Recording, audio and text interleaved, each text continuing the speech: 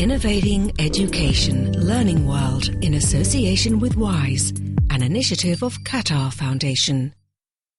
This week on Learning World, we have a selection of interesting and inspiring ideas on education. We all hold memories of our school days and teachers. But what about education now? What are the needs, challenges, and hopes for the school of the future? We asked these questions and other unusual ones of some influential figures and learners as well. They came up with some interesting opinions. Let's hear what they have to say.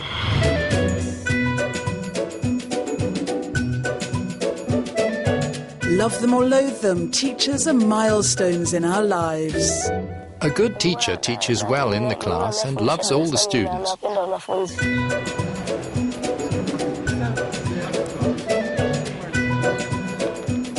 I remember my very first teacher, a young woman, and then I had an excellent teacher of history.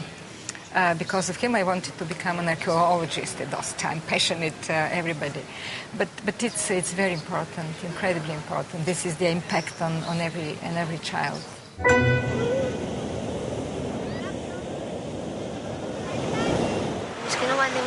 Good teachers don't give too much homework, and they're nice.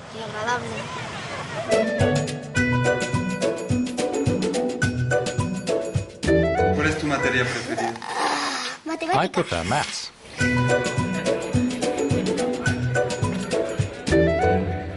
Math was something that I was very happy with. I felt I just liked it a lot. The logic of math was really, really enjoyable. I love science and mathematics. I love science because it makes me understand and learn about all parts of my body.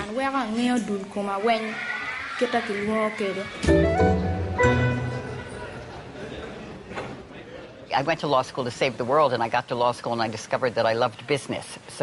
But that's what education is about. Education opens your eyes, and all of a sudden you discover things that you didn't realize before you got to whatever it was.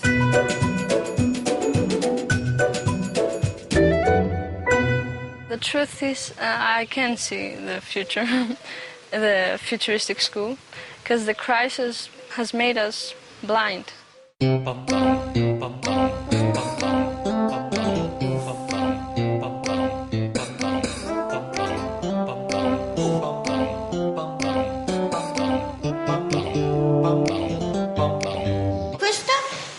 The school of the future for little ones is the one with a lot of classrooms, where animals are allowed to be in it, or one on an island, or on a mushroom.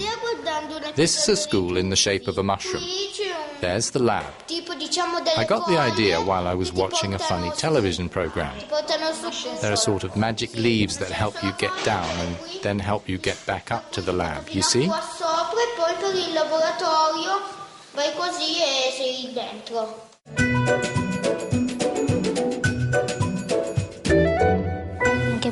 I want to be a lawyer and help Maasai defend themselves in court when their cattle eat other people's crops.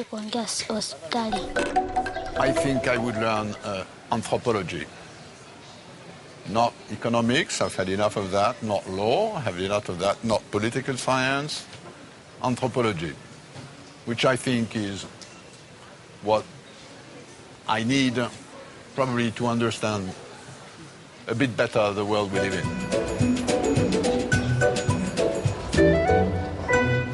While educators are racing to meet the Millennium Development Goals by 2015, it is still estimated that 70 million children remain out of school. What are the obstacles on the road to educating every child? What can the international community do to achieve this target? The former British Prime Minister Gordon Brown suggests a global fund on education. Now for more on this and other issues.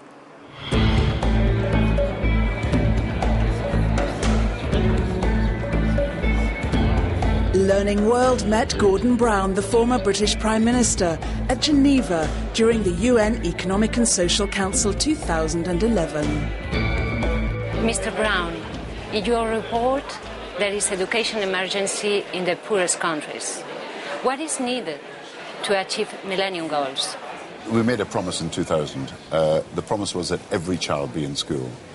If by 2015 we don't just have the 67 million who are not in school at the moment, but perhaps have an even higher figure of out-of-school children because of population changes and cuts in educational budgets, then that would be a betrayal of every promise that we've made. So what do you do about it? I think, first of all, you've got to be clear that we need to train more teachers. We're probably 1 million short of the teaching staffs we need around the world. I think we need public-private partnerships to build the schools, the classrooms that we need. I think we're a world where we've put a man on the moon. We've been able to understand the human gene. We're looking for cures for some of the most awful diseases and finding them. There is no physical, technological, scientific barrier to getting a child into a classroom. It can be done. Sub-Saharan Africa is facing the biggest regional challenge, with 10 million children forced to drop out of primary school every year. Concerning the access to education, there is a gap between the richest and the poorest, which is getting wider and wider. What's gone wrong? We spend so little on the education of a sub-Saharan African child, on average $400 for all their education, compared with what we will spend for an American child, $100,000 for their education. This is such an unequal and unfair distribution of opportunities that really the world has a duty to come together and say, look, let's have a global fund for education. Let's make sure that those countries with plans to give educational opportunity to all can meet these targets. After all, the Dakar 1990 educational promise was that there would be no financial barrier to realizing the educational goals. That if there was a financial problem, we, the richest communities of the world, would make sure that education was available to the poorest.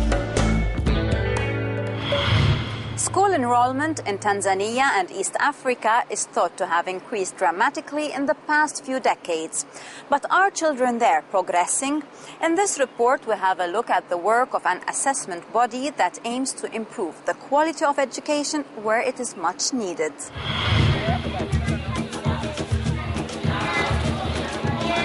Uwezo is a citizen-led movement working in Tanzania, India, Pakistan, Uganda and Kenya.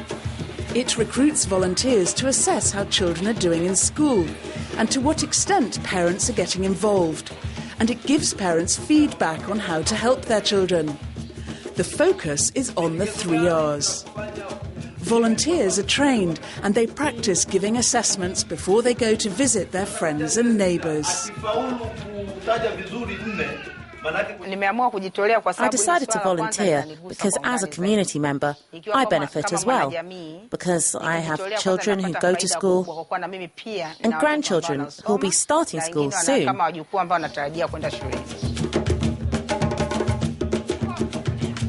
Rather than attempting to improve education by changing government policy, Uwezo aims to involve parents in their children's education. It also encourages community action. I'm not satisfied with the level of education because most teachers teach for the sake of teaching and they expect parents to pay for extra evening classes. Parents like me can't afford the extra classes, which means their children don't get good exam results.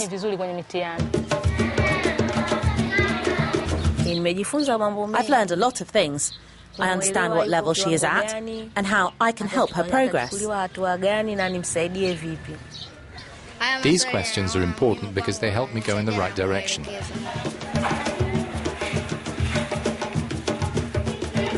Uwezo believes that teachers should find their own solutions in the classroom rather than rely on government reforms. What is your view of the 21st century school? Share your opinion with us on our social media pages. And don't forget, you can always visit the Learning World website for more from the world of education. That's it for this edition, but before we go, here's the result of our poll on classroom size. The majority of our social media visitors believe that the ideal size should be 20 pupils and that bigger classes should have more than one teacher. Goodbye for now.